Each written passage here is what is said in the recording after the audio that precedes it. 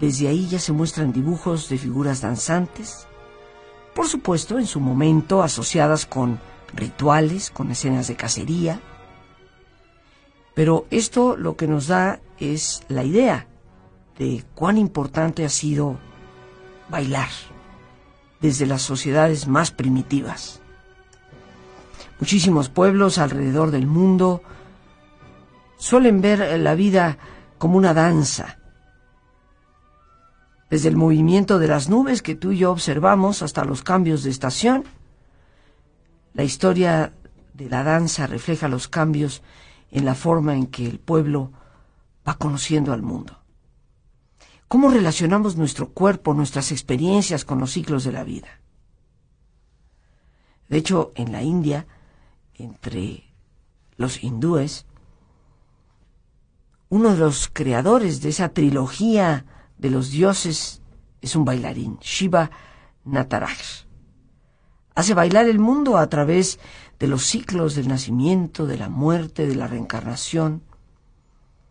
Y en los primeros tiempos de la Iglesia en Europa, el culto también incluía la danza, mientras que en otras épocas la danza fue tal vez proscrita en el mundo occidental. Pero la danza es parte de nuestra vida. No hay quien en algún momento de la niñez, de la temprana adolescencia, de la juventud, de la adultez o de la tardía adultez, no hay nadie que no haya en algún momento bailado. La música nos hace vibrar y hemos iniciado este jueves cultural en que nuestro tema es precisamente la historia de la danza, con algo que se baila, pero que a la vez representa una música hermosísima para nuestros oídos, El lago de los cisnes de Tchaikovsky.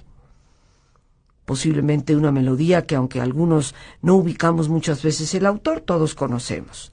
Y tenemos para compartir con nosotros este jueves cultural a un muy buen amigo a quien mucho queremos y apreciamos en este programa y nos da una enorme alegría recibirlo de nuevo. Él es Dariusz Bleier, dedicado al arte desde hace tantos años y que yo en lo personal me siento como mexicana afortunada. En algún momento decidió venir a México y quedarse en México. Dariusz, como siempre, bienvenido. Rosy, gracias por esta invitación. Quiero decir que yo me siento orgulloso de estar en México y ya soy día de hoy mexicano, chilango 100%. Y bueno, la historia de la danza, cuéntanos. Yo me atreví a hacer esta breve exposición sobre cómo desde las épocas más primitivas sabemos que el ser humano ha querido bailar, ha bailado. Es correcto. Yo voy a acercarme más a danza clásica como tal, digamos, como ballet representa el día de hoy, pero quiero decirte que todos los grandes cortes de imperiales, royales de Europa, digamos, años desde 1200 hasta 1600 tenían sus troupes, sus compañías de teatro, música y de danza, por supuesto. Y siempre se bailaba. Famosos bailes en cortes imperiales o en cortes royales. Es muy importante recalcar que esto es ya danza. Es, digamos, una revolución de danza desde estos primitivos hasta el día de hoy que llega y transcurre. Primera academia de danza como tal establecida, establece en 1669 rey francés Luis XIV. Que hace Luis XIV, rey de Francia, sí, el Rey Sol. El Rey Sol, correcto. Él hace Escuela Royal de la Musique, Escuela Real de la Música. Aquí hay mucha polémica entre quién primero comenzó a bailar, si italianos o franceses. Por supuesto, habían famosos grupos de baile italianos que bailaban antes de esta digamos, fecha, pero primer escuela que dio primeros, digamos, escritos a base de ballet clásico o baile como tal, hizo justamente rey Luis XIV de Francia.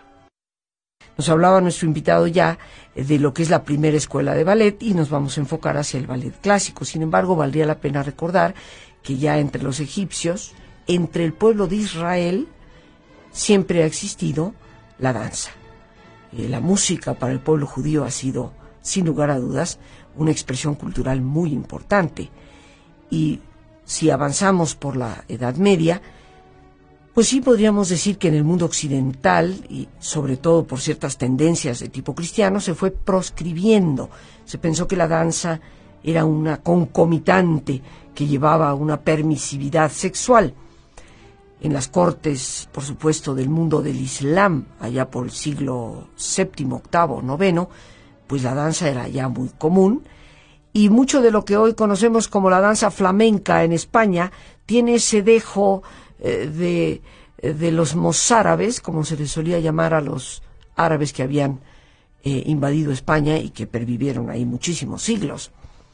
A lo largo de toda la historia ha habido diferentes maneras de representar esto, pero ya nos decía Dariusz Bleier, esa, vamos a decir, eterna discusión, empezó aquí, no empezó allá, empezó en este otro lado, los italianos y los franceses peleándose como el primer lugar. Sabemos que Catalina de Medici, casada con Enrique II de Francia, ya en la edad del Renacimiento, pues tenía ya sus, vamos a decir, pequeños grupos de ballet. Correcto. Pero como nos decías tú, Dariusz, la primera escuela formal, y me gustaría preguntarte, que no solamente promueve el ballet, sino que me imagino empieza ya a hacer coreografías, a orquestar de alguna manera cómo un grupo de danzantes pueden bailar al unísono, pues sin atropellarse unos a otros. Es correcto, justamente esto, como dices, Rosy, exactamente en esta escuela se comienza primero a tratar de primeros poses dancísticas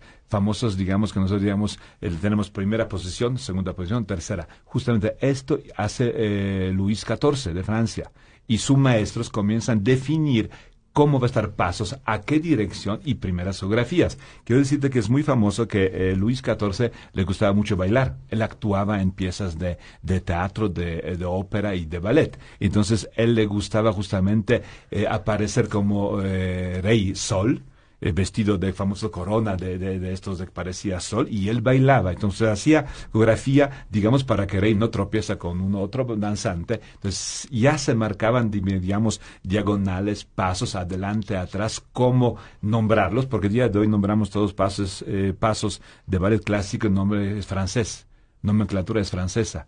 Por esta razón justamente que escuela de Luis XIV dice que Pas de Bourrée es este tipo de paso, Tendu es este tipo de paso, Chenet es este tipo de paso. Entonces todo hablamos día de hoy en francés por esta razón.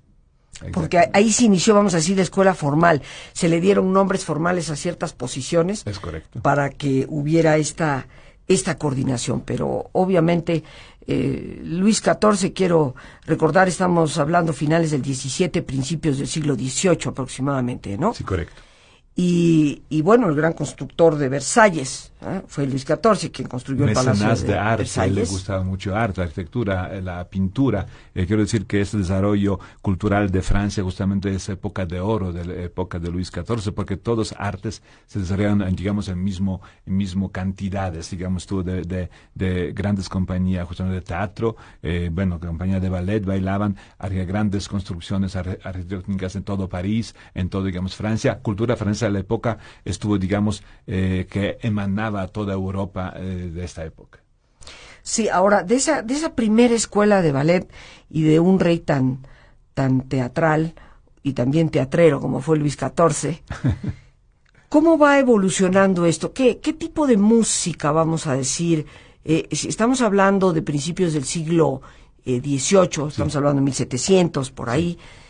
¿Qué tipo de música era la que acompañaba en ese entonces? Bueno, primero es música, digamos, esta época que compositor preferido de la época de Luis XIV, Lellouche, que estuvo, digamos, unas marchas también militares que se utilizaba. Esta época justamente es, digamos, bastante estricta dentro de coreográficamente hablando y musicalmente hablando. Es música muy cuadrada, muy sincopada para que poder sincronizar baile con la música. Y de aquí, por supuesto, se expande esta gran cultura digamos, de arte, teatro, música y ballet a grandes, en la época, por supuesto, había grandes embajadores de Rusia zarista en corte de Luis XIV, estuvo de otros de Inglaterra, de Italia, y comienzan ellos a ver estos espectáculos y comienzan a incrustar a todos otros cortes europeos de esta época. Por esto después grandes, compañías o grandes teatros, se construyen grandes teatros como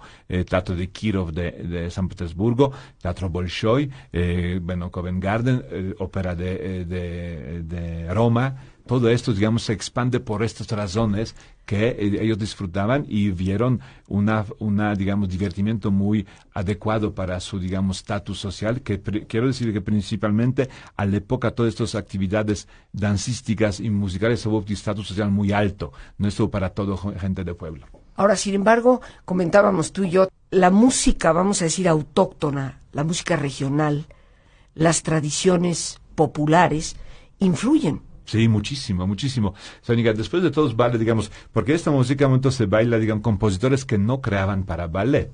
Resulta que después comienzan a aparecer coreógrafos, que piden a músicos que le preparan música especialmente por una idea, una obra. Y así sucede con grandes compositores, por supuesto, Tchaikovsky es más representativo dentro de música clásica.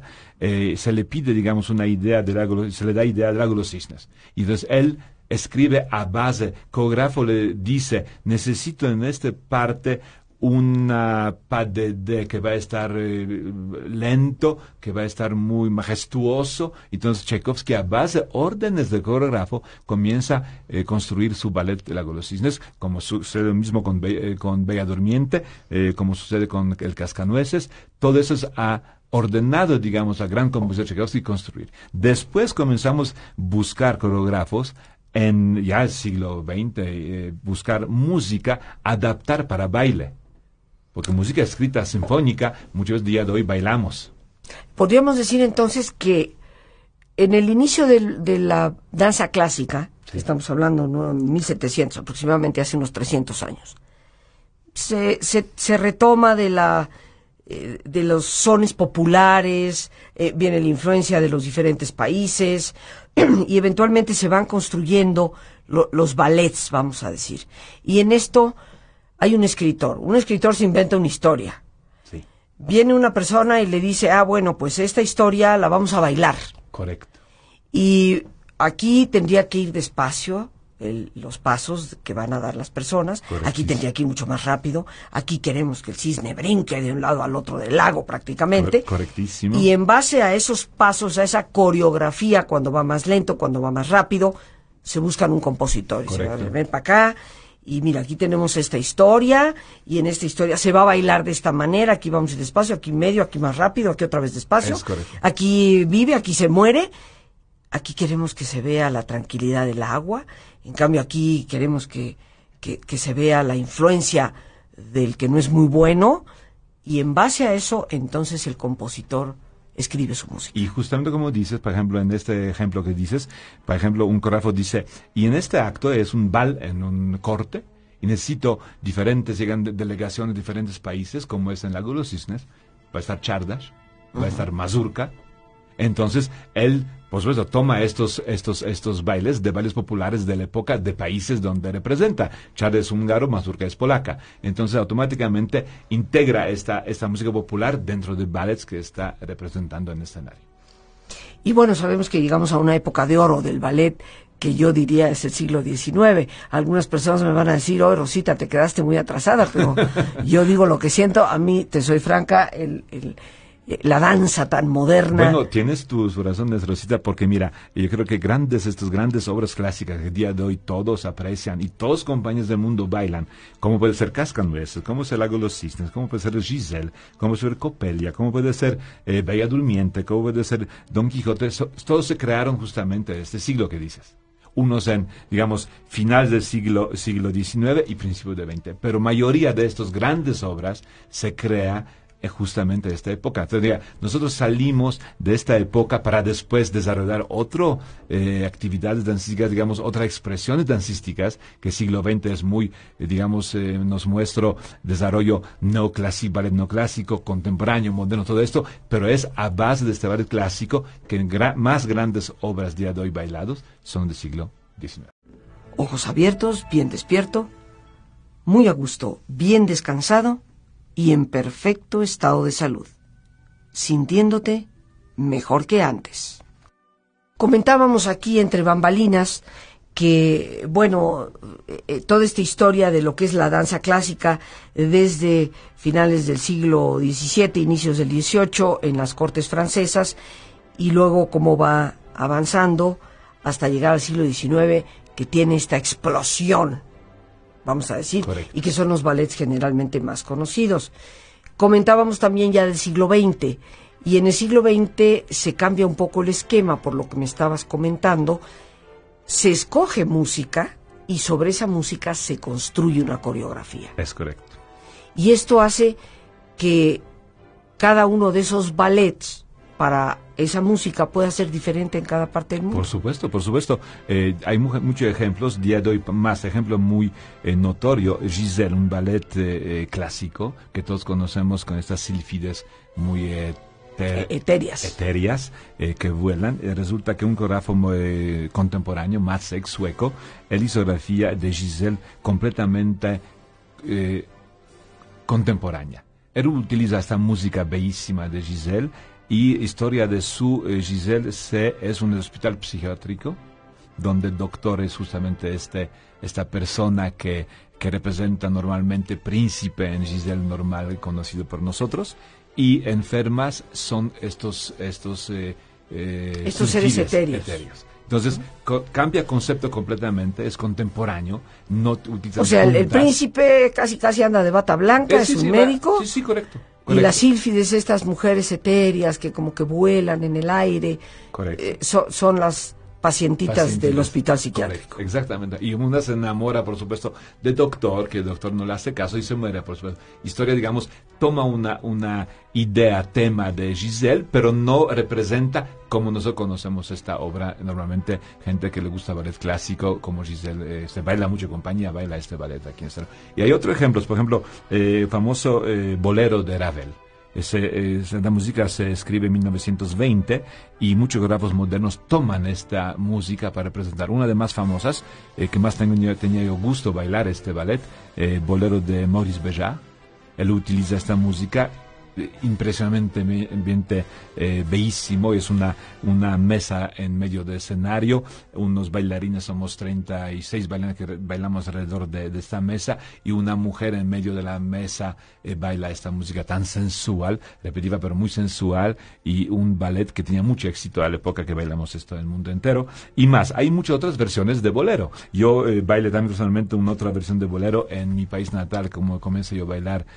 Maestro Borkowski hizo esta versión completamente distinta. También, por supuesto, son pasos longidos, digamos, sensuales, pero completamente diferente modo de tratar esta música.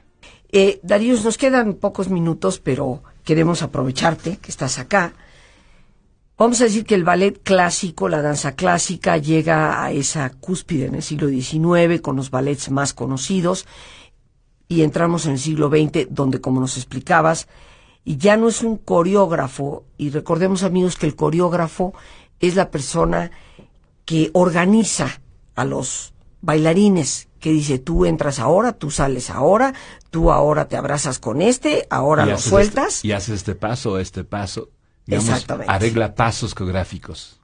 Ahora, en el siglo XX ya no es un coreógrafo el que le dice al músico, mira, yo tengo esta puesta en escena y quiero que me crees música para ello, sino que ya tomamos música que nos gusta, que nos resulta muy agradable y que nos inspira, correcto, y sobre esa música construimos la coreografía. Es correctísimo.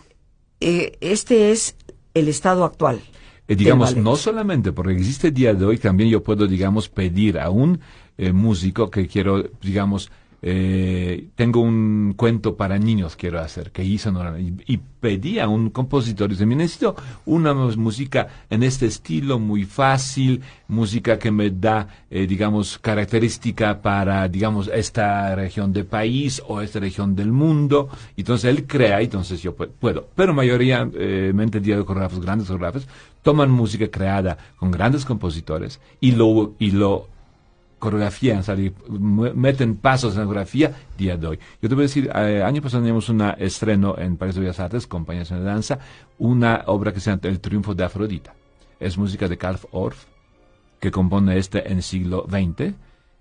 Resulta que esto estuvo obra sinfónica, cantata sinfónica, y lo utilizamos esta obra por coreógrafo que lo hizo Mark Godden, a nuestra coreografía, a nuestra compañía. Él hizo coreografía a base de música, de sus ideas. El día de hoy es mucho más abierto, pero mayoritariamente se utiliza música compuesta, porque podemos, de Beethoven, novena sinfonía, por ejemplo, Béjart, gran coreógrafo, utilizó música de Beethoven, novena sinfonía, para su famoso ballet. O sea, la novena sinfonía de Beethoven fue utilizada para un ballet. O sea, el día de hoy, del siglo pasado, utilizó Béjart esta música para su gran obra, se llamaba novena sinfonía. Y bueno, como en otras ocasiones nos has dicho, aunque ahora pues ya el tiempo se nos ha terminado, hay tantos lenguajes, queridos amigos, en el mundo. Tú y yo, cuando leemos un libro, bueno, si hemos aprendido a leer, obviamente tomamos el libro y vamos a leer lo mismo tú y yo.